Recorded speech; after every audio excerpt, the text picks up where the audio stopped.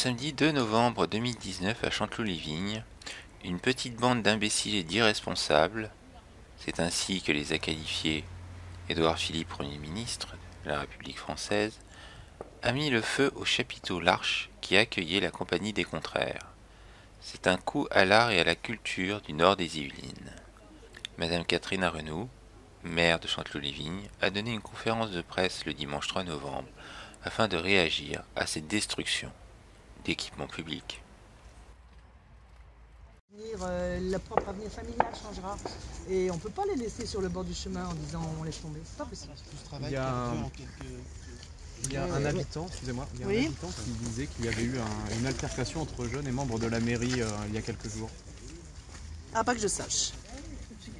Alors c'est pas mes élus et c'est pas mon personnel, alors je sais pas qui sont les membres de la mairie.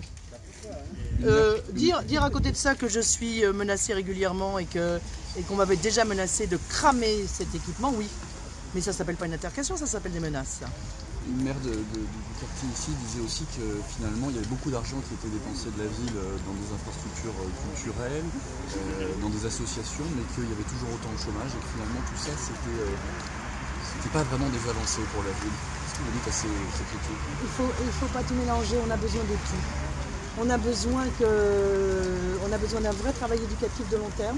On a besoin d'un vrai travail auprès des adolescents et des jeunes adultes pour de l'insertion, pour de la qualification. Et on a besoin aussi de ces espaces de culture et de liberté.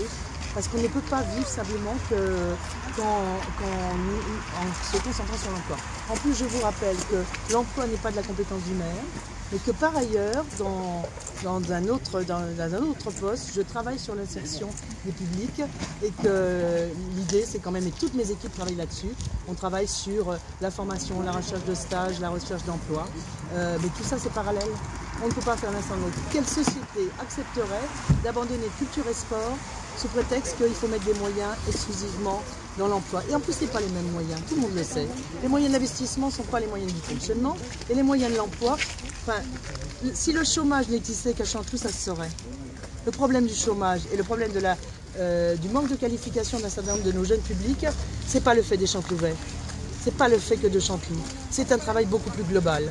Et ça n'empêche pas, et je pense qu'il faut donner aussi, on fait beaucoup d'actions sur le sport, on fait beaucoup d'actions sur la culture, parce que c'est aussi comme ça.